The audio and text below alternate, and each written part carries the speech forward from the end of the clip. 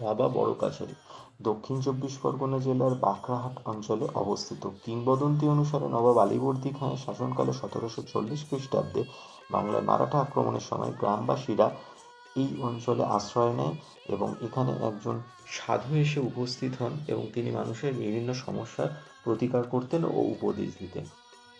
পরবর্তীকালে সেই সাধুর মৃত্যু হলে গ্রামবাসীরা তার দেহ দাহ না করে এই শ্মশানেই সমাধিস্থ করেন এবং সেই সমাধিক্ষেত্র থেকে একটি অশ্বত্থ গাছ জন্মায়। স্থানীয়রা এই বৃক্ষকেই সাধুর প্রতিমূর্তি হিসাবে মান্য করতে শুরু করেন এবং তার তলায় শিবলিঙ্গের পুজো শুরু। কথিত আছে স্বয়ং মহাদেব ভূতনাথ রূপে এখানে ভক্তদের আর্জির বিচার করেন এবং এই বিশ্বাস করা হয় এখানে ভূতনাথের কাছে আবেদন জানালে তা অবশ্যই পূর্ণ হয়। সেই কারণেই এই তীর্থক্ষেত্র বা মন্দিরের নাম বড় কাছারি, যার অর্থ বৃহত্তর আদালত। শহর কলকাতা থেকে এই তীর্থক্ষেত্রের দূরত্ব প্রায় 30 কিলোমিটার। আমতলা থেকে এখানে সহজেই আসা যায়। অসংখ্য ধন্যবাদ।